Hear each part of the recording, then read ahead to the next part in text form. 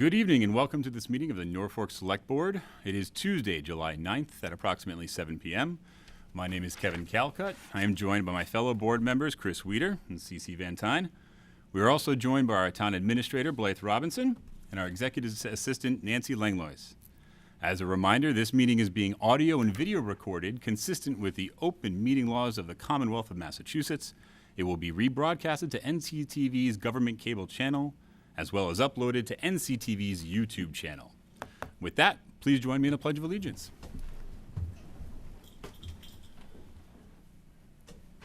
Pledge allegiance to the flag of the United States of America and to the republic for which it stands, one nation, under God, indivisible, with liberty and justice for all. Thank you very much. All right, so I hope everybody had a great holiday week. Well, I had a whole week. Some other people didn't, I hear, but I do hope everybody enjoyed the holiday, had some relaxing time away if possible. We do have a short agenda tonight. Blythe, would you mind taking us through it? Sure. We have the owner of 194 Main Street has some comments he'd like to provide the board on process regarding the enforcement of town bylaws. For action items, we have a joint election with the Board of Assessors to fill a vacant position. We would like you to consider the entity who will be responsible for approving change orders for the H Olive Day roof project, to consider making appointments to various town boards and committees and approving the poll workers for this fiscal year, to consider awarding a contract for leachate removal services for the DPW, and to reconsider approving private street names as proposed for the Village of Norfolk development. We have new information about that. We have a number of warrants to be approved, several sets of minutes to be approved, and then we have two executive sessions, one to discuss strategy regarding litigation, and the second one to approve minutes of previous executive sessions. Very good, thank you. All right, so let's move into our first order of business tonight. Mr. Quaglieri, would you like to come up? I would love to. Thank you for joining us. Thank you for having me. Is it okay if I put them? Yeah, absolutely, go right ahead. Sir. Let's see how he does. Thank you. So my name's Al Quaglieri, and I own a few properties in Norfolk. 194 Main Street was one of them that you mentioned. Rocco Plaza is one. I'm developing some residential units down on Valley Street. I built the 77 Pond Street building. It's now a trailer. The gas station was my development. So I have a concern with and I don't know that you may not know this is going on, but municipal employees are doing inspections in commercial buildings without the knowledge of the owners. In some cases, they're gaining access to the buildings through open doors, and I think that it's a disservice to the people that own the buildings. So I wanted to go through what the law provides, and through the building code and the fire code, and where the town employees are misstepping the guidelines and accessing private property without consent. Very good. So I printed off the first package. It's the building code. And every building, commercial building, has a classification. Mostly their business. Sometimes they can be what's called assembly. It's a use classification. And the building code provides a table for periodic inspections depending on the use classification. So on the first page, I think I highlighted just the assembly and the business classification. But if we flip over to the second page, the assembly classification includes restaurants. But as you might note that if you look at the next column, it talks about a building or tenant space used for assembly purposes by less than 50 persons shall be considered a Group B occupancy business. And that's, what I wanted to talk about. Most of these buildings are Group B. And if you continue on through this packet, there's a table on page 5, and it's a schedule of periodic inspections for existing buildings and what the town inspectors are allowed to do. So as you see, A1, A2, A3, those are all assemblies, A4. And it goes right down the list. As you can notice, there's no B.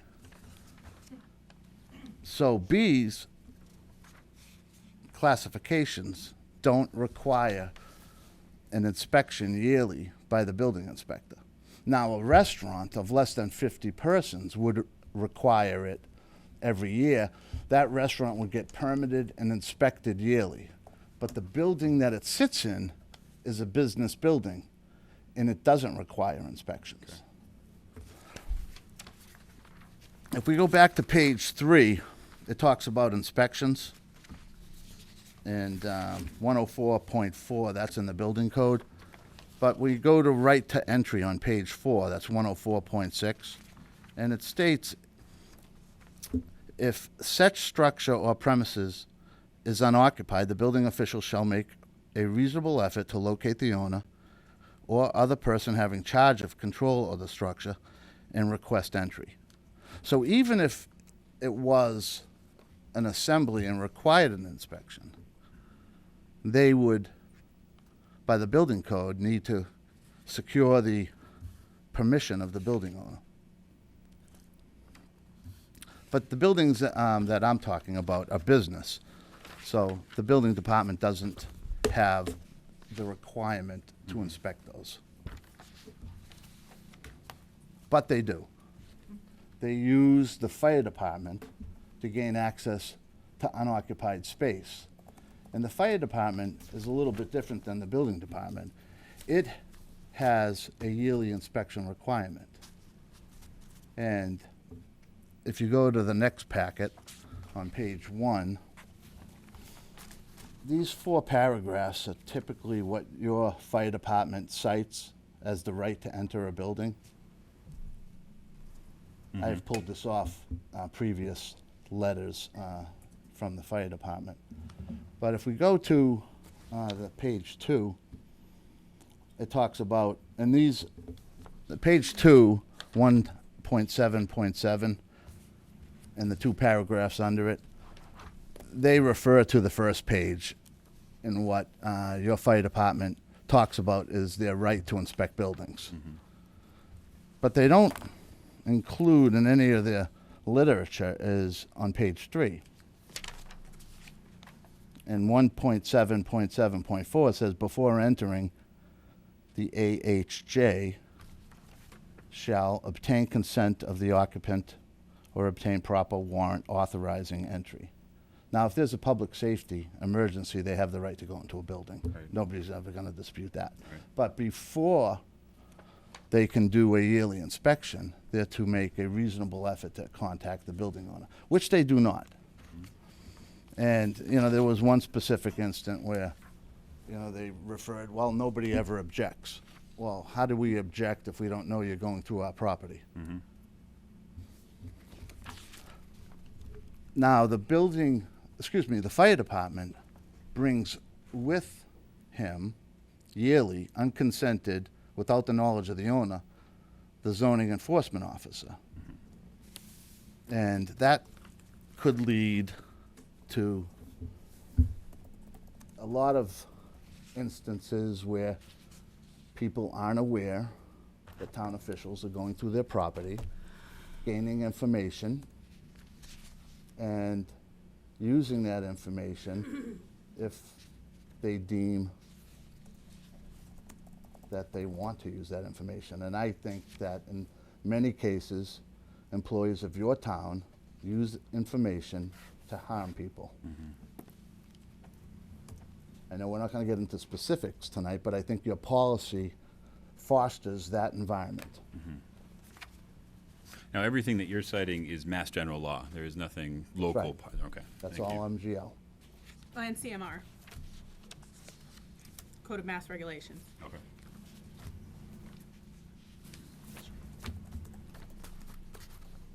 So I take offense to it, and I know other owners also do. I have a friend who owns a building who found his security camera, and there was video of 2 town employees walking his property, unconsented, not asked, and he sent me that picture.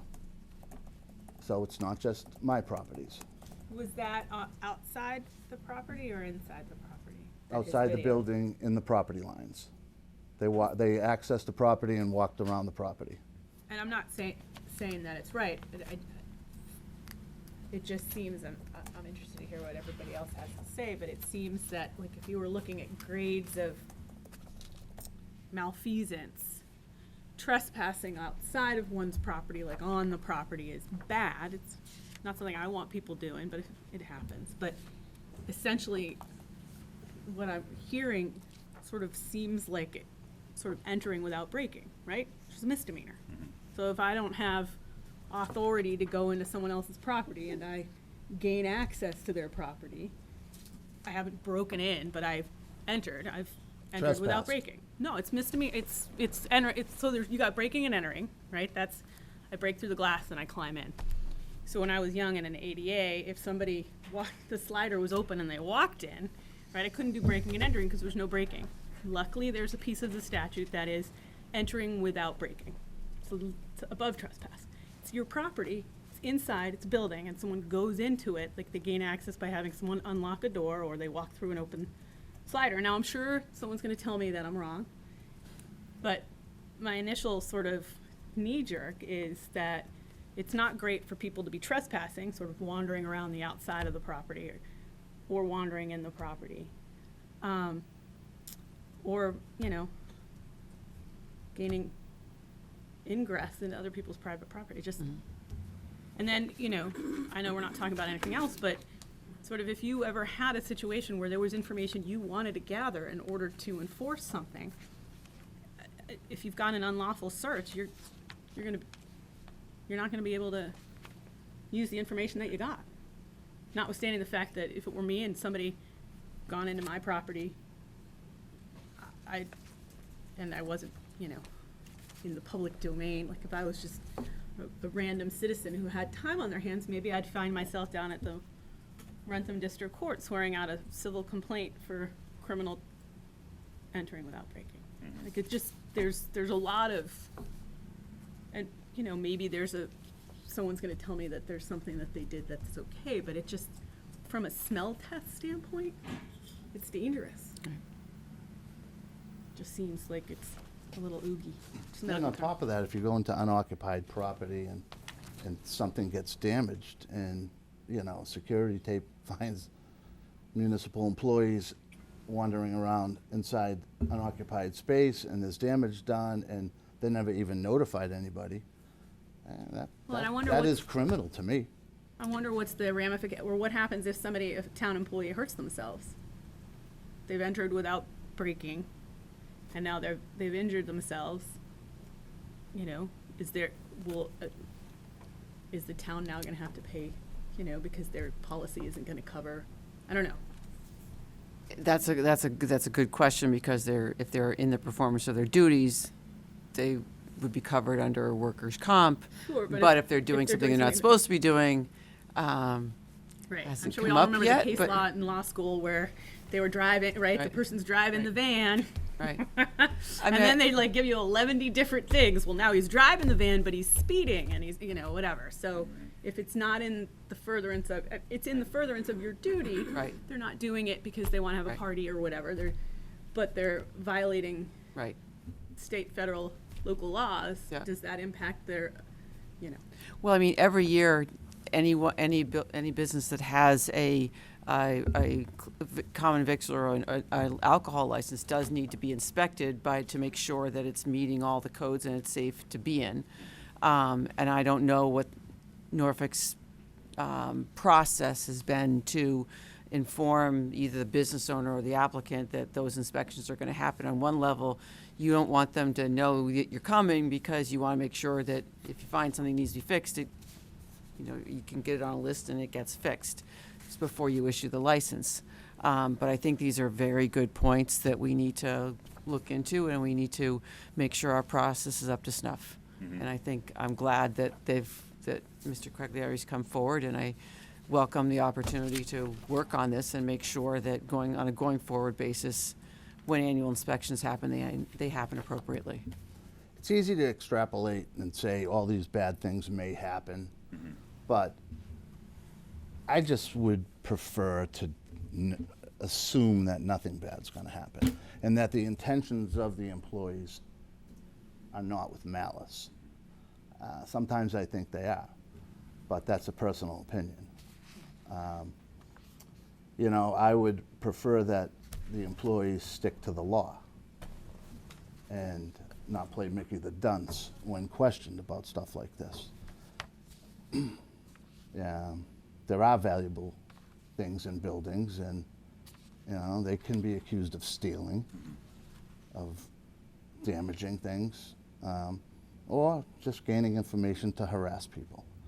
So, you know, as far as the inspections on the restaurants, it actually, it's the requirement of the restaurant owner to file an application for that inspection yearly and pay a fee and have the building commissioner and the fire chief come in and do that inspection. That's So part of it's the not by licensing surprise. process. The Board of Health inspections are by surprise. The common vic is a yearly inspection that's done through application. For the actual common vic license, yes. Right, yeah. Yep.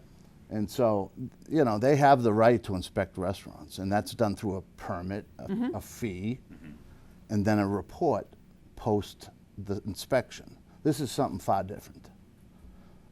This is an invasion of privacy and property and unconsented inspections that, you know, they'll tell you is, well, nobody ever objected to it. I don't even understand. I don't know how to respond to that as an owner. I see you had one more piece of literature in here. Was it something else you wanted to cover? I did. Or- You also, the town, have a process where if a tenant wants to access a space in a commercial building, they are directed to file an F-11. That's a determination, and I gave you a blank document on the next page, a request of applicability. And the F-11 process in this town is suspect. There are many instances where the building department picks and chooses on who gets enforced, picks on who they put through a ringer, and maybe takes months and months to get resolution. So for that reason, I just, you know, I looked at it, I looked at the application, and, you know, I think that this town really needs to do some work on that. And, you know, one of the issues here is that the applicant on your application has to request this determination. In your zoning bylaws, I printed that out for you, and these are your zoning bylaws, the town of Norfolk, not the state. The applicant is the owner of record. So they have, and if you look, they have on this application many instances in the building department, they don't have the owner of the building applying for this. They have the tenant applying for this. And in some cases, that tenant may not even, you know, have an agreement with the owner. Right. Or, you know, that owner may have, hypothetically, you know, a pre-existing non-conforming use of a building that's been going on for 20, 30 years. And by filing this application and having the building department maybe make an adverse decision against a building, the due process of that non-conforming use is, you know, violated, and this could be severe financial consequences to people owning the building. So your building department is not following your zoning bylaw by having a tenant fill out this determination. Legally, with regards to a building that I own, I'm the only one that can fill that out on behalf of a tenant. If I want to put a tenant into my building, then it's my obligation to fill this out. And that's not happening in this town. And some people get to fill this out and get a bunch of quick check boxes and everything goes in nice and smooth, and other people fill it out and it's months upon months of paperwork and So back and forth. It's not only the process as it stands today, but it's also the consistency of the application of said process. So it is. Got it. Yep. Understood. So are you saying that because the form, I mean, the form doesn't say tenant either, but because the form's non-specific, it just anybody, it leaves it open for a tenant to not realize and fill it out themselves, or the person clearing it at the desk not to police it? That's And right. that it should be, that the form should be modified? I mean, think about it. Some of these questions, they're only questions a building owner could answer. You know, what's the approved parking spaces? How would a tenant that's going into a commercial strip plaza know what the approved parking spaces are? You know, has there ever been a plan done on this property? You know, if you just go down A, B, C, D, and E, you know, it's not, these aren't questions that a tenant could answer. A property owner could answer them, and he would have to research his building file, maybe go to his engineer. Yeah. So, you know, it's, you know, and if you look, it's pretty specific on the bylaw, you know, that some uses are not even allowed to apply for relief. Restaurants, coffee shop, bakeries, schools, banks. If an institution like that wanted to move into a tenant space, they would have to go in front of the planning board to seek that approval. So in the case of 194, what if Bork's wanted to move down the road to another building? Right. They would have to go in front of the planning board. If a bank wanted to move from one building to the next, they would have to go in front of the planning board. Same with the school or a coffee shop. So these are things only an owner can know, only an owner can fill out. And the ramifications financially, you know. Yep. It's imperative that this thing's followed the proper way. Absolutely. And according to your zoning bylaws, it's the owner.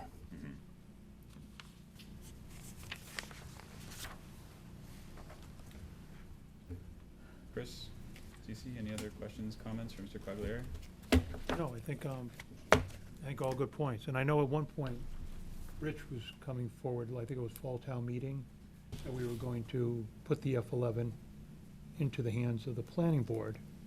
And I think there was additional work that was going to be done on that. Has anything happened with that since November? I'm not sure I was aware that specifically this was coming before Yeah. town meeting. I need to touch base with him about that. I mean, I know there were zoning changes coming, but I can't recall that this was I think the specific. F-11 was one of those things that they were going to pull. It was discussed that the planning board would take that over, and it Right. was something that was gonna be on the docket for Springtown meeting, then it was pulled to be able to reassess and reevaluate the process from back to front. Yeah. And then to establish how that was gonna move forward. But that was my last meeting in May, so, I can't tell Yeah. you what's happened since I need to then. touch base with him Yeah. about that. I mean, I think these are all good points that, you know, every once in a while, this form or any other should be looked at and make sure that it still applies, it makes sense, it follows, it tracks the zoning bylaw, or if the zoning bylaw changes, you know, it changes as well. So, all something we should work on.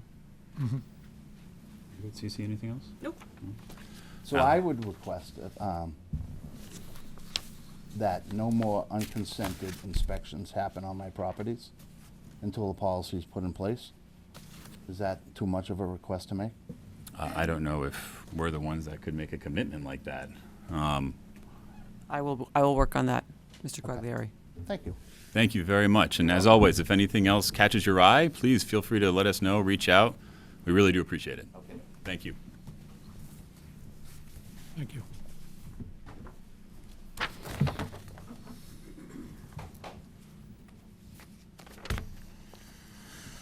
All right. Next item on our list today is to please consider holding a joint election with the Board of Assessors to fill a vacant position. Board of Assessors, please join us, absolutely.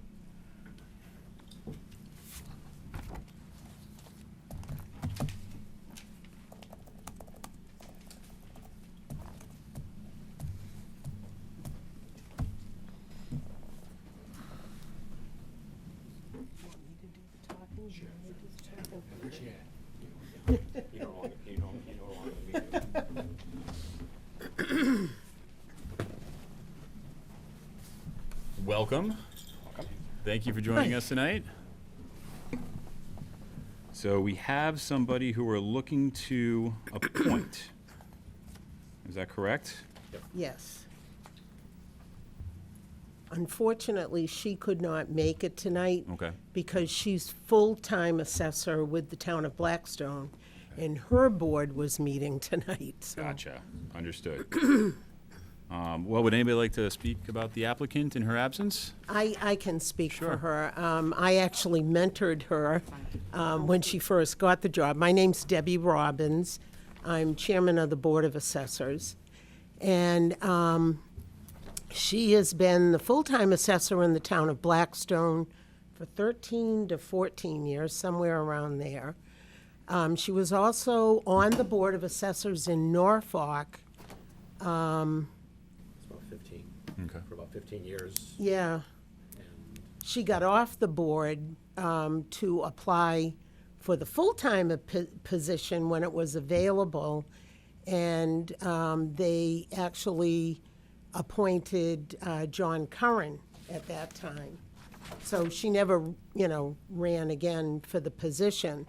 But I personally called her and asked her if she would consider it so that we had 3 members. And she's very happy to do it. Very good. Well, thank you very much for doing that.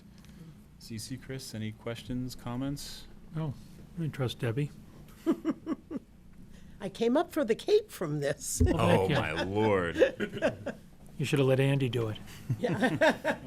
We then needed a we needed a quorum. Okay, so I believe we have to move that nominations be opened for the vacant seat on the Board of Assessors, correct? So in that, I move that nominations be opened for the vacant seat on the Board of Assessors. Second. All those in favor say aye. Aye. Aye. All right, so now we need somebody to nominate Ms. Salamone. I will nominate Pat Salamone. Do I hear a second? second. And I believe we need to do first we move that nominations are closed. I move that nominations are closed. Second. All those in favor say aye. Aye. Aye. Did we ask, is there any, there's no other there's no other persons interested, correct? I don't We're believe closing, so. okay. We just We're closed it. closing them, but we just want to make sure there's no other. Right. There are no Now- other applicants. Now we okay. have a roll call vote to elect Ms. Salamone. Debbie, you can go ahead and start. I'm sorry. Oh, I vote that we appoint Pat Aye.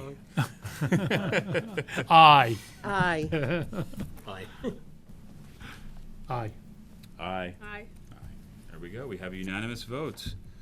Welcome, Ms. Salamone. Thank you you. very much. Thank you. And best of luck to everybody on the Board of Assessors. Thank you. Thank you. Appreciate it. Are you going back to the Cape? I am. Well, not till Nice. tomorrow. Oh, no, Thursday. I'm home now for a few days. Thanks, Andy.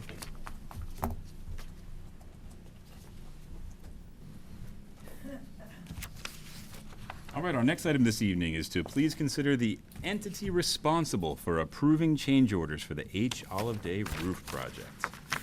Blythe, would you like to lead us into this one? I'll try. So, when there's a major building project, as you know, the town bylaws would require the board to appoint a permanent building committee. This project doesn't fall into that category. It's a short window, just fix the roof and move on to open school again in the fall.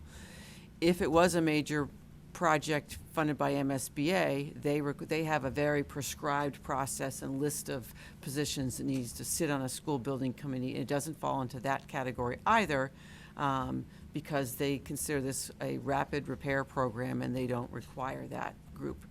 So the responsibility really falls back to the Board of Selectmen. And in our case with this particular project, we have a very tight timetable, and the project will be largely done by the time you would next meet in August.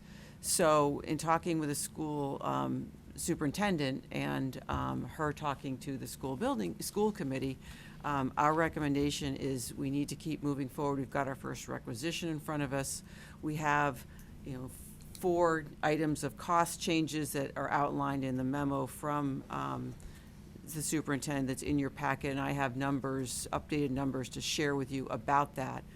What we're recommending is that rather than have you all need to meet fairly regularly between now and then to take care of this, that as long as this group stays within the original appropriation and is carrying out the tasks that we've been talking about, that we be tasked with being able to approve those. That's what the request is before you, and then when you're ready, I can go through with you where we stand on those various things. Anybody have any questions before we go into the specifics? Nope, not before the specifics, nope. So last time we talked about change order, what we call change order number 1, which was originally copper on a portion of the building, and we brought forward aluminum, and Selectman Weider said, hey, I think we should be looking at shingle, so we've gone back and looked at that. Right now, that change order has been proposed by the contractor of just shy of $59,000. Our consultants have advised us that they think the number should be a little higher than that that's not quite as much as we should accept for this, and we're pushing back on that one. I can't tell you what I think it will be, but more than 59,000. The second one is the modifications of the soffit work. They have proposed a deduct change order of just over $30,000. While our internal staff thinks that should be a little higher, our consultants are suggesting that is a fair price, and our focus should be really on the shingle savings, the first one. As you know, the third one, we talked about at the meeting last week, if we had savings in these other areas, that we could consider including the architectural design shingles on the front of the building. That's still the $20,000 that was the alternate in the beginning. And what we have learned since then is, although there is some cutting to the shingle, they're still going to warranty it to be a 40-year shingle. So I think that's a good outcome. And the last is that we have a number of areas of rotten wood and damaged wood that's been exposed in this project so far. We also have costs to have our own staff and that of the owner's project manager there on the weekends on Saturdays to be able to be overseeing the work that's happening then or be on site. Altogether, the number that I have, and it's still fluid, is probably not more than $50,000 for all those 3 things. I'm not able to break down for you exactly how much is. I'd say the bulk of it is dealing with the rotten and damaged wood. The smaller number is some extra hours of time of our own staff and project manager. But when you wrap it all up together, the puts and takes, you would be saving about $18,000 or so, and we haven't really then gone into our contingency, which was originally $150,000. At this point, the roof is stripped off. I think everything is exposed that we would find.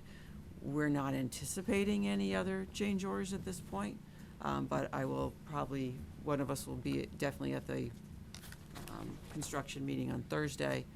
That's where we stand, and so I know that Medora is here from the school committee. She may have some details that I might not have.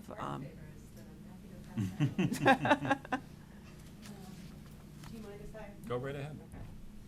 So to reiterate what Blythe just said, we had an extensive building subcommittee meeting on July 3rd in the evening, so that's how we celebrate the 4th early, is we get together and talk about the roof, which was awesome. And the overall number that Blythe just put forward is accurate to what I got this evening around 5 p.m. We have approximately $58,000 coming back from the shingling. We think we can probably bump that up a little bit. The committee as a whole gave a lot of thought to whether or not we wanted to make the transition from the copper to the shingling.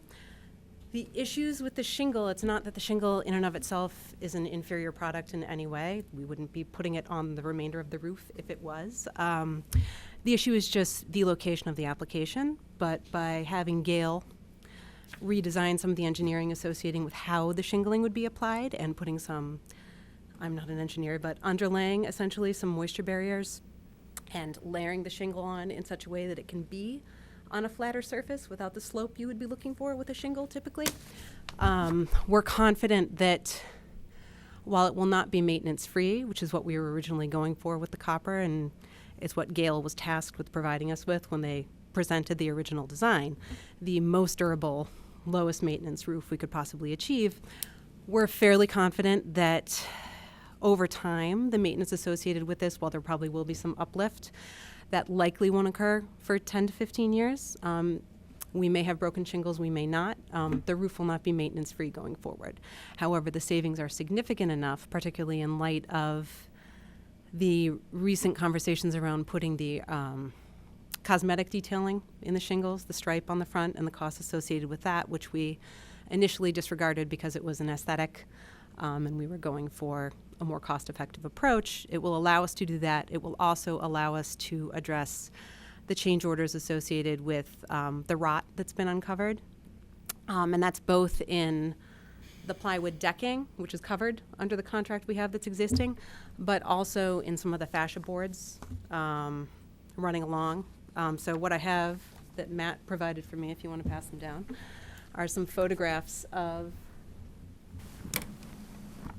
the rot. The first couple pages are just the decking photos, so all you're going to see are some spray painted areas, nothing be too nothing that's going to be visually that alarming to somebody who's not in this field, except maybe the second page where things are definitely lifting and buckling.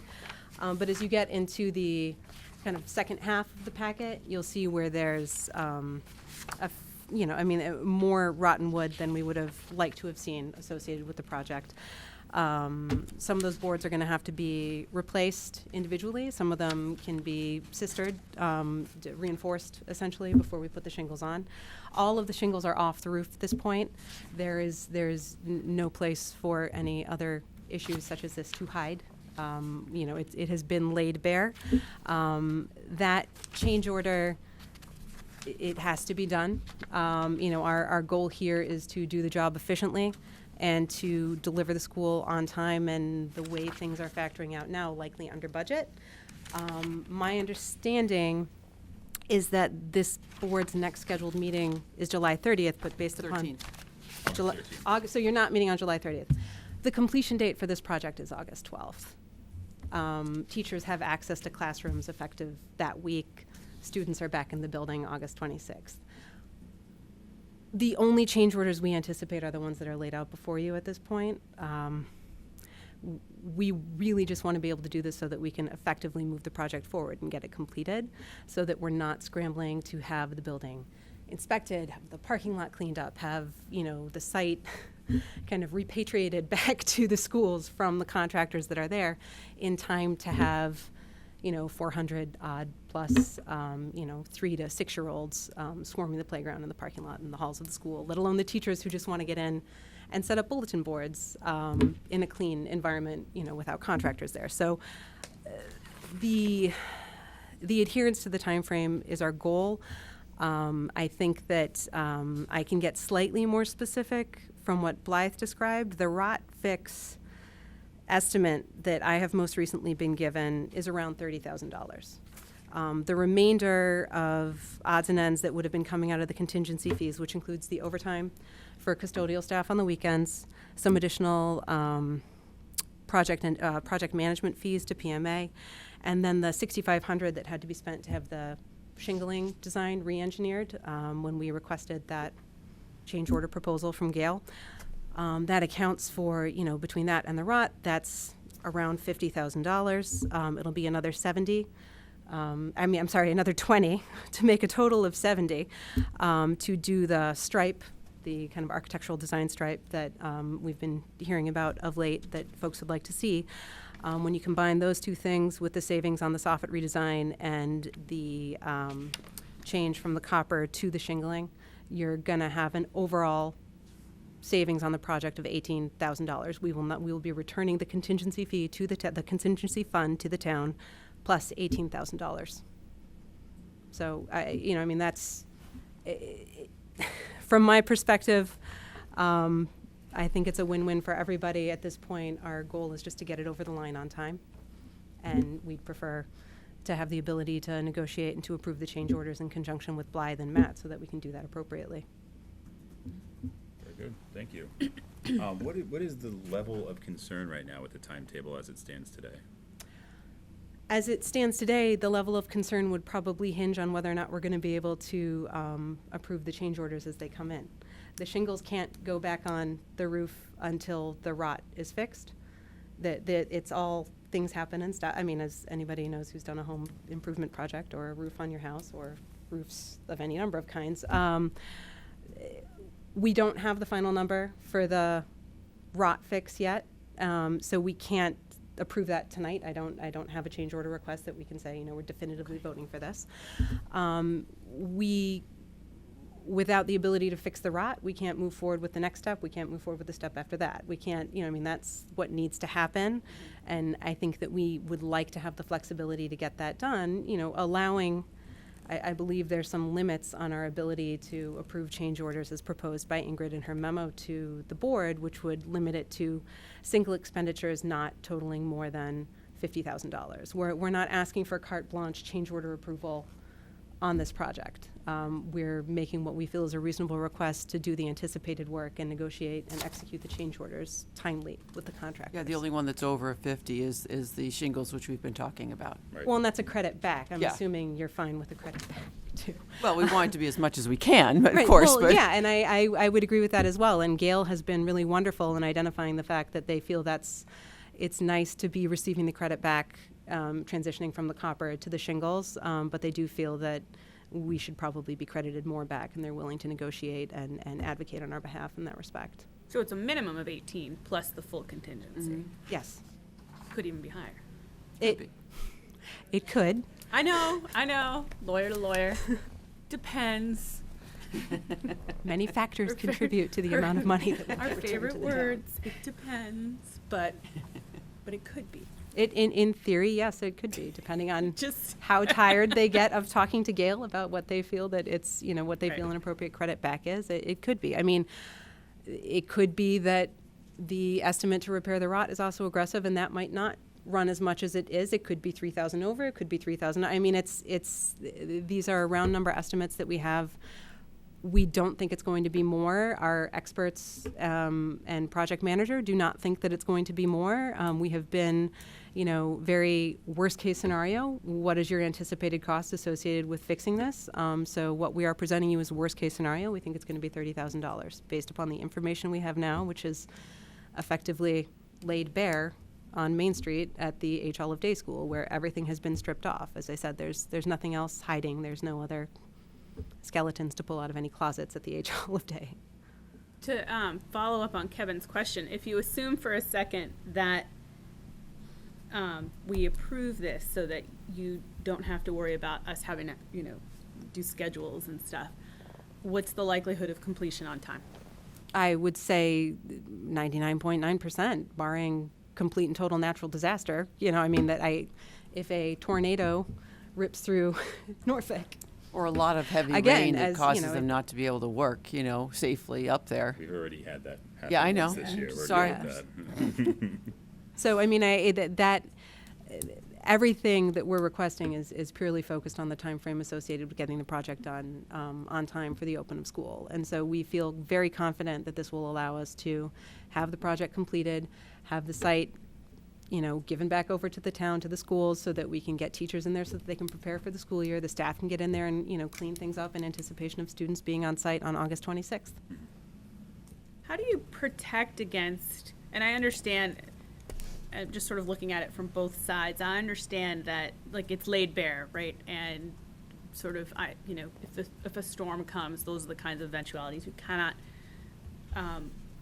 think of, but that you don't think that there's anything that they haven't thought of in terms of rot and stuff. But how do you, the way I read this is to approve change orders under 50. So, but how do we protect against, there's 3 change orders for 49 each.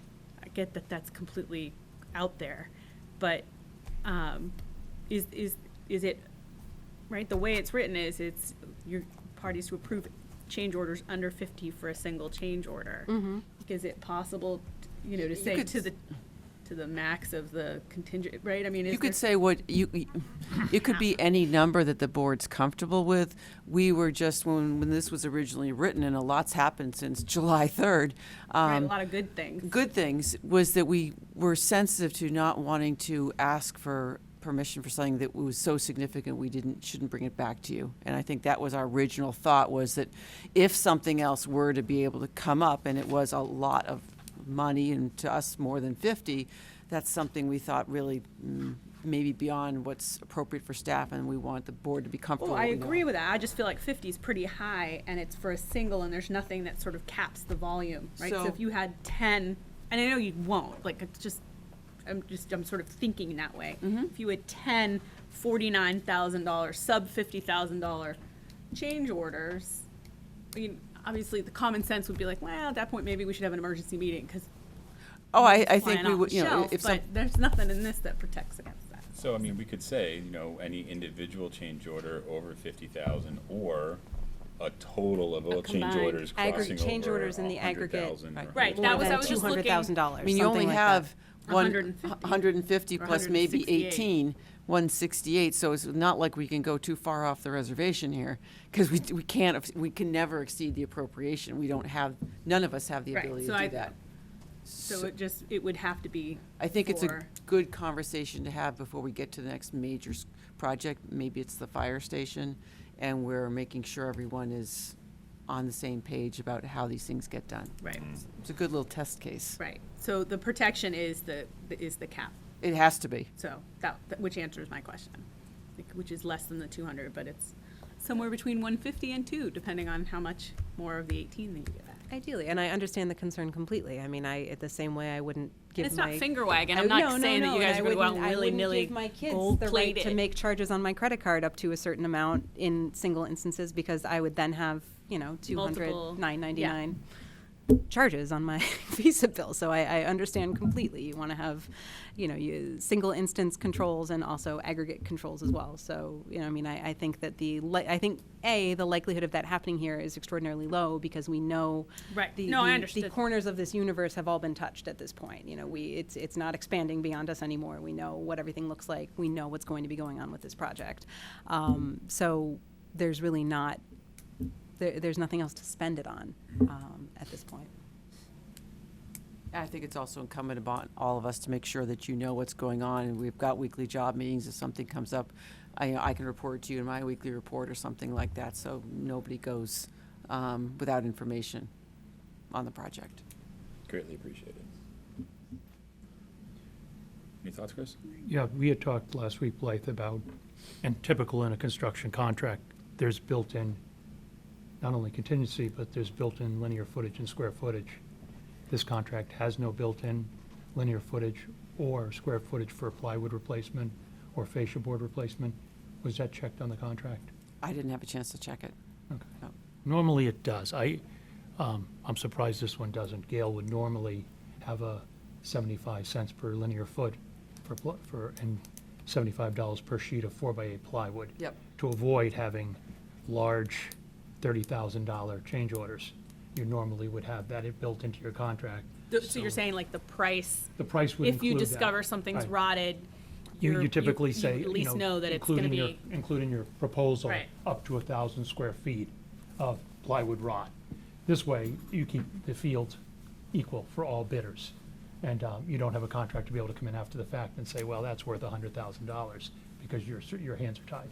So I think I would check on that, just to make sure that there isn't anything built in the contract. Normally, I've yet to enter into a contract with any municipality that doesn't have that in there. We've never had that. Typically, they all put it in. So I'd be surprised if we didn't. I believe I can answer that question. If you note the photographs of the plywood decking, on the top, there's actually a note that it would be, replacement should be covered under the base contract.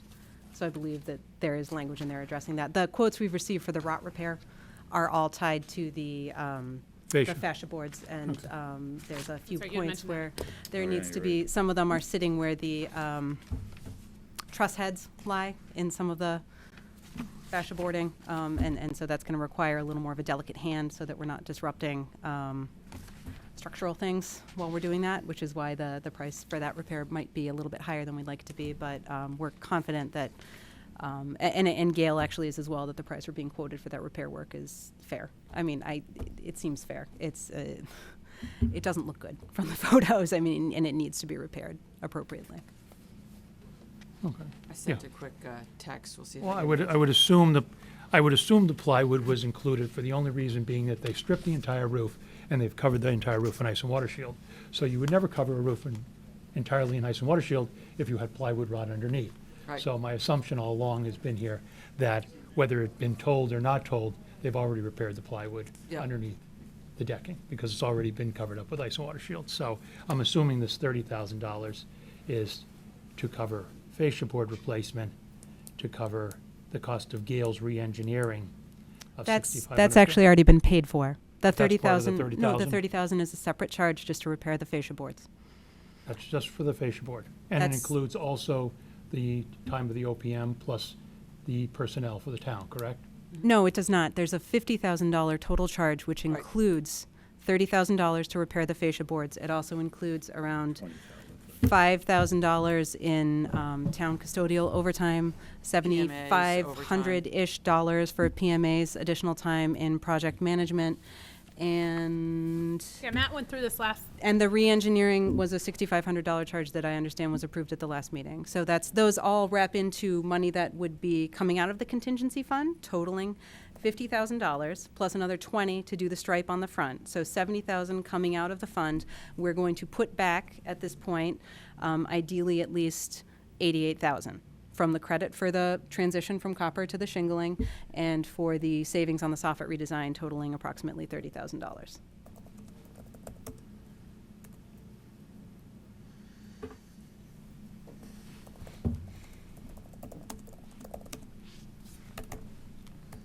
I've got an answer that there was a unit price on the decking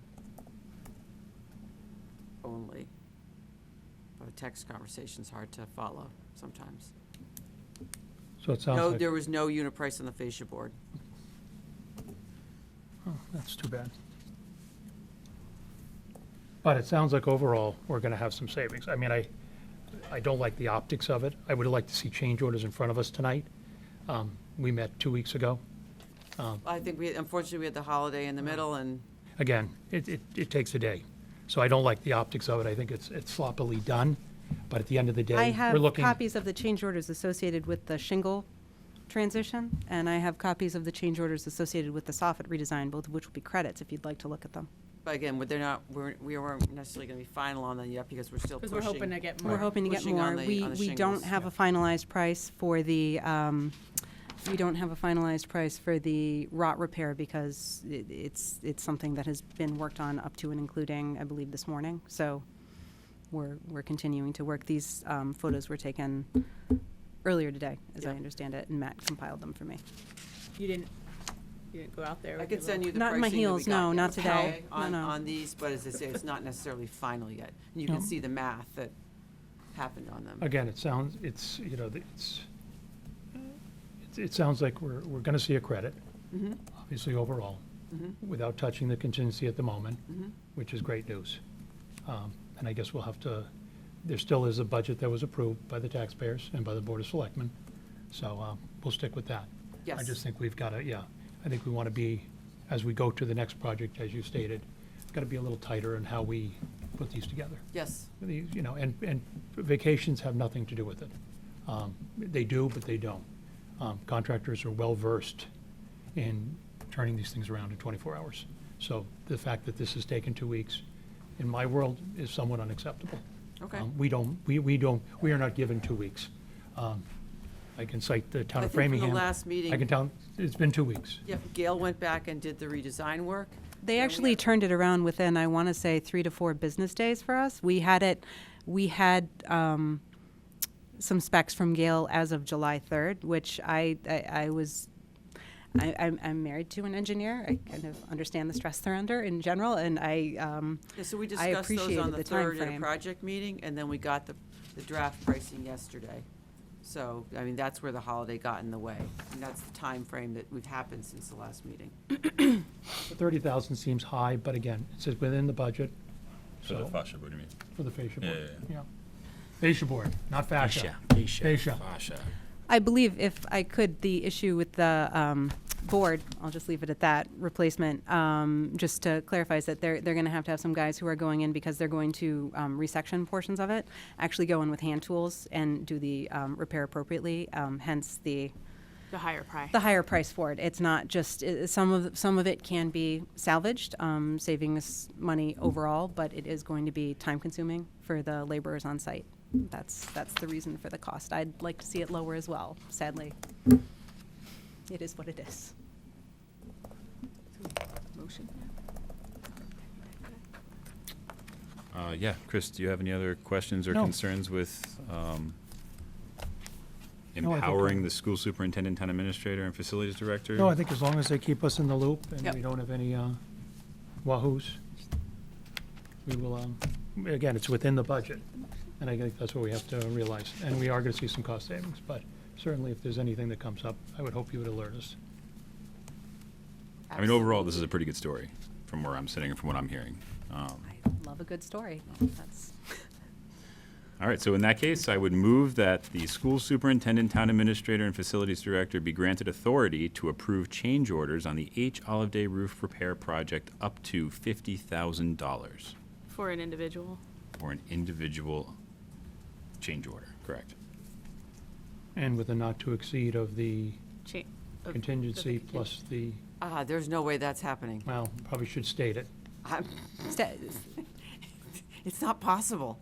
We don't, no one has the authority. I mean, To go beyond, no, but the go contingency. beyond. I understand the- that. Put it in there, right? Does it hurt anything? I to mean, put it in that there? would, my understanding would be us giving Greenwood or Gale or whomever, basically, a written piece of paper that said IOU on Yeah. it. Once we're past the contingency funds, I don't have any money, neither, or Ingrid. But I'm with and- Chris. I think it doesn't yeah. hurt to. Friendly amendment accepted to include not to exceed the contingency amount for the project. I'm just gonna pack Correct? my bag and keep walking. Very good. Do I hear a second for the longest motion Second. ever? Second. Any further discussion? Nope. All those in favor say aye. Aye. Aye. Thank you very much, Medora. Thank you. You can keep your pictures for posterity. Nice. I'll be scrapbooking these later. Thank you. Well, my spare time.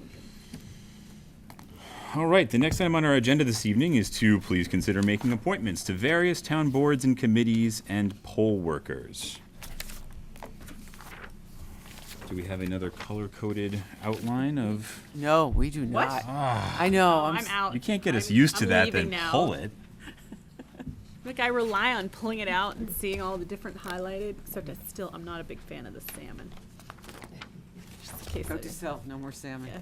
Look at the short list. Good point, good Okay. point. It is a shorter All right, list. I can use a highlighter. So we really have actually three things to talk about. One is the Municipal Affordable Housing Trust. Mhm. The second is poll workers, and the third is the Energy Committee, which I thought the chairman might be able to stay for that, but perhaps not. Where we have realized that we have really, the board was at having 5 members do a vote that happened last fall that staff wasn't aware of, and we had you appoint 2 people, which got us up to 6. And in talking with him, he was agnostic as whether it's go back to 7 and have a vacancy, or stay at 5 and have An alternate? An Associate alternate. member, yeah. And the thought I had about that was staying at 5 with an alternate, and maybe they choose who the alternate is better from a perspective of quorum. If you have a board of 7, then the quorum has to be 4, even if you don't have 7 members. Makes it harder sometimes for someone to miss a meeting, whereas if it stays at 5, it only needs to be 3. And if the alternate can come, that's great. We didn't feel comfortable saying to our suggestion is it's uncomfortable to say to someone who just appointed, because this committee's been short for so long, you know, we won't be able So to. long. So, yeah, exactly. So, yeah, that would be awful. So, we're thrilled that someone wants to apply, because there's a lot of work for them to do in the coming months with the Green Communities grant application that needs to go in the fall, so. Thoughts on the Energy Committee? I like the Good idea of idea. 5 plus an alternate. Okay. Yep. So do we want to empower them to determine who said alternate is? Yeah, I think that's a good idea. That's also a good idea. I am a huge fan from way back of punting, so. So now, do we need to change our motion to include an associate member on the Energy Commission moving forward? I suppose you should, just to be clear, because it hasn't always been clear for this group, just for a lot of reasons that are nobody's fault. It might be helpful to amend the vote on the Energy Committee to say five membership and 5 voting members and one. and alternates. I don't even know if you need to say how many. My second question, my follow-up, which I kind of led into then, would be, should we wait until they assign that person that role to do That might be that? helpful, then it can be Definitive and definitive. identifying, yeah. Yes, we can wait on that. Do we know when they're meeting next by chance? I think they're gonna try and meet at the end of this month, because we're continuing to work on the grant application. Some of it's coming from staff, some is coming from a consultant that they have, so, let me check in with the chairman and get back to you. Very good. All right, one down. Next up is Municipal Affordable Housing Trust. We have an applicant. Does anybody have any questions, comments, concerns on said applicant? Nope. No? Would somebody like to make a motion to appoint?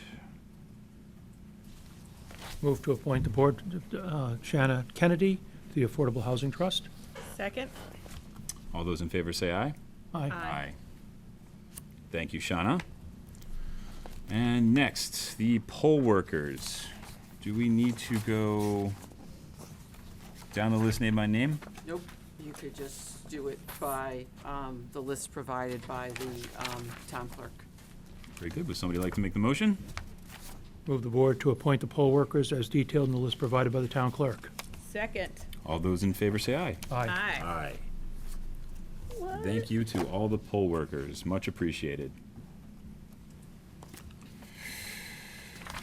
All right, next item tonight is to please consider awarding a contract for, oh man, I'm gonna butcher it. Leachate. Leachate removal services. Thank you. Any additional background here, Blythe? No, I think was provided by Public Works is pretty clear. It's a byproduct of the old landfill, has to be removed. There are not many people who provide this wonderful service, and not many places that take the material. So the price was up by a bit this year, but we have been budgeting and coming in under budget by $5,000 or so in prior years. So even though the price is up, DPW thinks that they will not have any budget issues this year. And the work has to get done to maintain the landfill process. Also, I see that there was only one vendor to submit a proposal. So that kind Again- of makes the decision-making a little bit streamlined. Yes, so. Not a whole lot of options. No, there isn't. Not people who do it or people who take it. So, Any other questions, comments, concerns on this one? None from me. No. All right, in that case, I would move that the board vote to authorize the chair to execute a contract with Wastewater Services for leachate removal services for full year 2020. Do I hear a second? Second. All those in favor say aye. Aye. Aye. I butchered it anyway, even though you I don't told think me. you did. It's we did leachate. fine. Leachate? Oh, wow, look at that. Stuff that Learned a new word leaches. tonight. I wish that wasn't the one. Please reconsider approving private street names as proposed for the Village at Norfolk development. So we had two names that were submitted to us before. Upon further review, we identified that there were indeed some alternate or more appropriate names that could be supplied by the Historical Commission. And those are, see that? Dupy Street and Sumner Street? Accurate? Anything else I'm missing there, Blythe? No, you're not. Very good. Questions, comments, concerns? Yep. The one thing I will know is, do we have a process to have their input get, Yes, because we have one coming forth for the enclave, and we Okay. already have this email, and we will make sure to check with the chair in the future. We just thought we checked with the right person, and we found out that maybe we didn't. So Very good. we appreciate that you watched the meeting, and we're back on track. all right. I will move that the board amend its vote made on June 25th, 2019 regarding the private ways within the development known as Village of Norfolk and designate these ways to be named Dupy Street and Sumner Street. Second. Second. All those in favor say aye. Aye. Aye. Unanimous, thank you. All right, we have some warrants that I have no part of, so take it away, Mr. Weeder. Okay. Move the board to approve the following warrants. 6/21/19 for $591,403.34. Move the board to approve warrant of 6/25/19 for $88,117.58. Move the board to approve the warrant of 6/25/19 for $576,973.48. Second? All those in favor say aye. Aye. Aye. All right, I move that the board approve the following warrants. June 30th, 2019, $157,433.72. June 30th, 2019, $1,302. July 2nd, 2019, $2,421,791.34. July 2nd, 2019, $241,670.83. And July 5th, 2019, $446,529.63. Second. All those in favor say aye. Aye. Aye, and thank you very much for covering in my absence, much appreciated. Last item is to please consider the approval of minutes.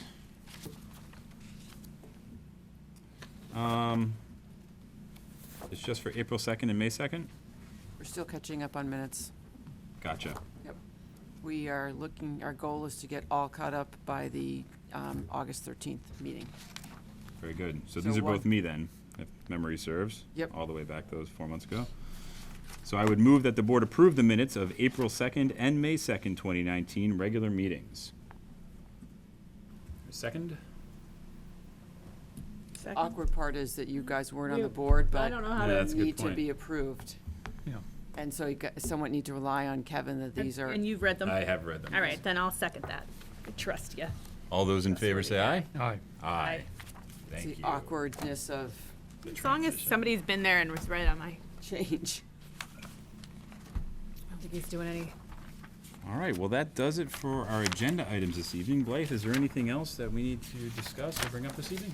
We will be going into executive session, but just a reminder, after the meeting, we have the results of the band sale for the rollover of the one-year notes that the board needs to approve. I think I sent you that information separately. We'll just be executing those when we're done.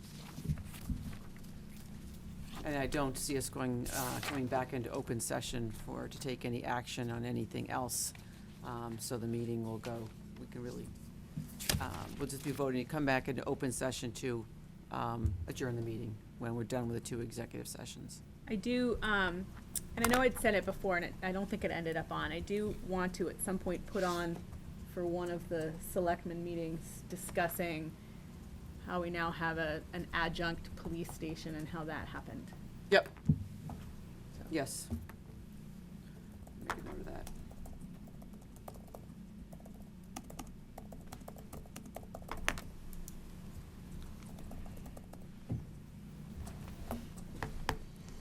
All right, anything else for open session, Chris? Nope. All set. All right, well then, primarily, I will motion to adjourn open session, correct? All right, I move to adjourn. Second. Well, you want to move to enter an executive session. If you go into section 12. So you do not adjourn open session first. Go into You section 10 directly of your in- packet, and the motions are Got it. there. Okay. Yep. So in that case, I move that the board enter into executive session under MGL Chapter 30A, Section 21A3 to discuss strategy with respect to litigation regarding running gun, if an open meeting may have a detrimental effect on the bargaining position of the public body, and invite Blythe Robinson and Nancy Langlois to participate. Do I hear a second? Second? All those in favor say aye. Aye. And you need to declare that an open session would have a detrimental effect on the, And I declare that an open meeting would have a detrimental effect on the bargaining position of the public body. okay? Very good. Now he also has a second executive session, correct? We'll close this one. We'll come Correct. into, we'll go back Into open second one. session. The reason we do that is because they're two different topics, and Right. when it comes someday to release minutes, you might be completed with one topic but not the other, and if they're in the same session, then you'd have to keep them protected. It's the way they're separate, it's more, A's and motions for you now, but it means that if we're done with one topic, we can release it, we keep the other one protected till we're ready. In this case, one of them is simply to release minutes in the future that are all resolved. You'd want to be able to do that as soon as you can, but this particular issue may take longer and you wouldn't be ready to release it as soon. So, just housekeeping. Gotcha. Well, while we define the complexities of transitioning between open and executive session, thank you very much, everybody, for joining us, and have a wonderful evening.